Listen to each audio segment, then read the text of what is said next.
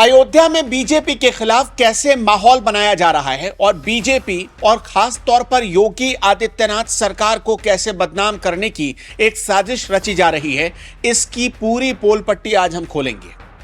आपने कुछ तस्वीरें देखी होंगी, जैसे ही अयोध्या में बीजेपी की हार हुई और वहां से समाजवादी पार्टी के अवधेश प्रसाद जीते, एक माहौल बनाया गया।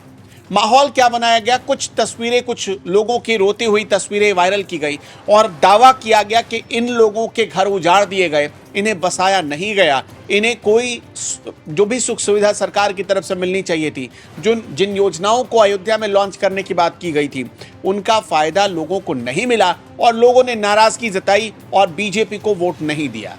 इस वजह से बीजेपी के लल्लू सिंह करीब 54,000 वोटों से अयोध्या में चुनाव हार गए और वहां से समाजवादी पार्टी के अवधेश प्रसाद की जीत हुई। लेकिन अब जिला प्रशासन ने ऐसा करने वालों की पूरी पोल खोल कर रख दी है। जिन लोगों के घर तोड़े गए उनको कितना पैसा मिला, जिन लोगों की दुकानें तोड़ी गई उनको कितना पैसा मिला, जो सड़क के किनारे रेहड़ी पटरी लगाते थे उनकी दुकानें उजाड़ी गई तो उनको कितना पैसा मिला, किस आदमी को कितना पैसा मिला, इसकी पूरी डिटेल हम लेकर आए हैं। यह डिटेल आप शुरू से आखिर तक इसलिए देखिएगा कि अयोध्या में एक खास सरकार को बदनाम करने की जो साजिशें चल रही है वो इसकी पोल खोल देंगे। और इसलिए भी आपको यह देखना चाहिए क्योंकि लोग अक्सर सवाल तो यही पूछते हैं ना कि अयोध्या में राम मंदिर बनाने वाली बीजेपी कैसे हार सकती है। और इसमें बहुत बड़ा समूह ऐसा है जो तर्क ये देता है कि अयोध्या में लोगों के घर उजाड़े गए, गांव में नाराजगी थी, इस वजह से बीजेपी हार गई।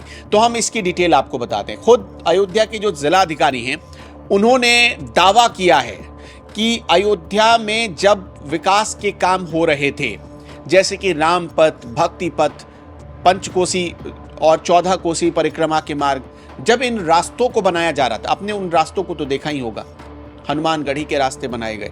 जब इन रास्तों को बनाया जा रहा था तो रास्ते में कुछ घर, कुछ दुकान, कुछ मकान रुकावट पैदा कर रही थी, क्योंकि देखिए राम मंदिर के साथ साथ पूरे अयोध्या का और अयोध्या शहर का भी सौंदर्यीकरण हुआ है, फैजाबाद का सौंदर्यीकरण हुआ है। वहां पर सड़कें चौड़ी हो गई। अयोध्या में रहने वाला हर कोई ये जानता है कि अयोध्या की सड़कें कैसे चौड़ी हो गई।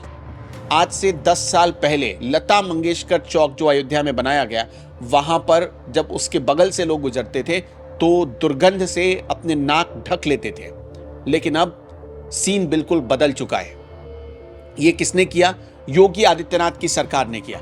अब आगे क्या हुआ? डीएम का ऐसा दावा है कि जब रामपथ, भक्ति पथ, पंचकोसी, 14 कोसी परिक्रमा मार्ग को बनाया जा रहा था, ये सारे रास्ते जब बनाए जा रहे थे या इनका सौंदर्यीकरण और चौड़ीकरण किया जा रहा था, तब उस रास्ते में 4,616 दुकानदार पड़े। उन दुकानदारों में से करीब 4,215 दुकानदारों की दुकान उस विकास कार्य के रास्ते में आ रही थी। चौड़ीकरण जब हो रहा था तो उसमें उनकी आंशिक रूप से दुकान चली गई, आंशिक रूप से, पूरी दुकान नहीं गई, दुकान का कुछ हिस्सा गया। उसके बदले उन्हें अच्छा खासा मुआवजा मिला। कहा जा रहा है कि जिसकी दुकान आंशिक रूप से गई उसे भी 1,30,000 रुपए का मुआवजा डीएम से या सरकार की तरफ से दिया गया है। और यह मुआवजा इसलिए दिया गया कि उनका व्यवसाय प्रभावित ना हो। उनका जो व्यवसाय चल रहा है वो कहीं दूसरी जगह शिफ्ट होंगे या कहीं दूसरी जगह उनका पुनर्वास होगा, वहां वो व्यवसाय करेंगे या उसी जगह पर करेंगे, तो इससे उनका कारोबार प्रभावित नहीं होना चाहिए। सरकार ने इसके लिए यह राशि दी। अब इसके आगे देखिए, इसी सौंदर्यीकरण के दौरान यह भी दावा किया जा रहा है कि सौंदर्यीकरण के दौरान करीब 401 दुकानदारों को पूरी तरह से विस्थापित किया गया, मतलब उन्हें अपनी दुकान पूरी तरह से हटानी पड़ी। और उनमें से उन 401 दुकानदारों में से 339 दुकानें ऐसी थीं जिन्हें प्राधिकरण ने, यानी कि जो फैजाबाद का प्राधिकरण है, उसने आवंटित की थी वो दुकानें।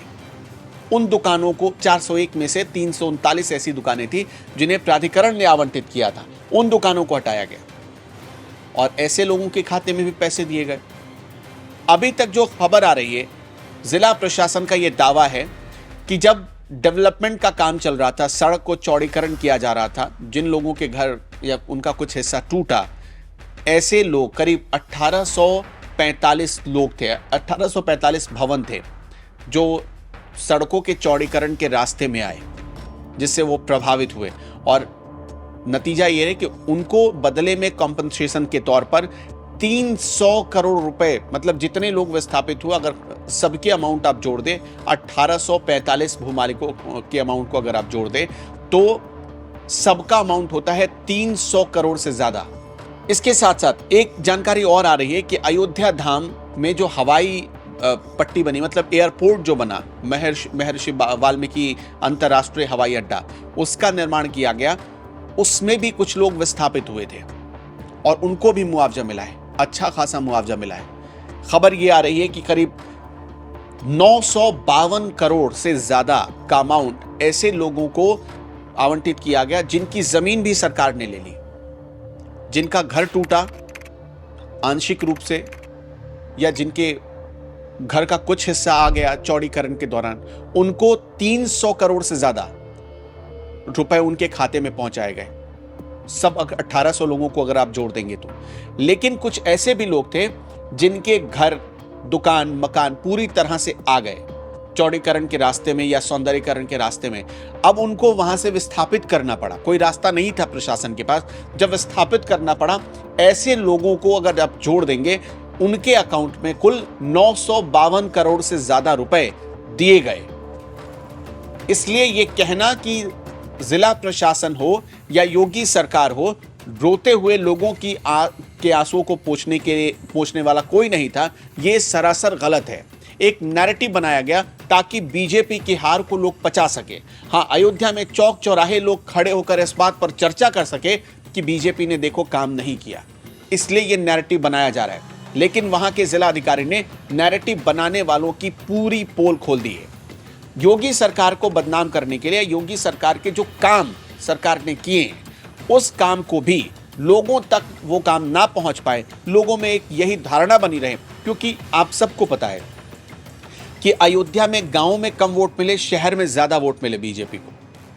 तो अब ये जो नैरेटिव बनाया जा रहा है शहर से नैरेटिव गांव तक फैल रहा है, और इसी वजह से अयोध्या में बीजेपी की हार पर कुछ लोग बहुत जश्न भी मना रहे हैं।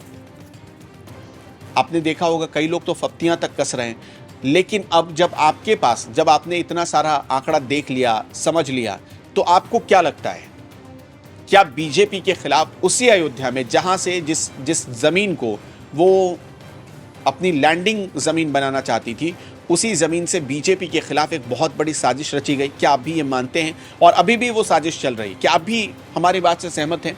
अगर सहमत हैं तो आप कमेंट बॉक्स में बताइएगा। और आपको क्या लगता है, अयोध्या बीजेपी क्यों हारी? क्या सिर्फ ये वजह है, सबसे बड़ी वजह यही है कि लोगों को मुआवजा नहीं दिया गया, या रोते हुए लोगों के आंसू नहीं पूछे गए?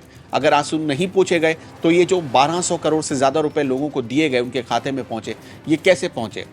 आपका क्या मानना है, हमें ये भी कमेंट बॉक्स में बताइएगा।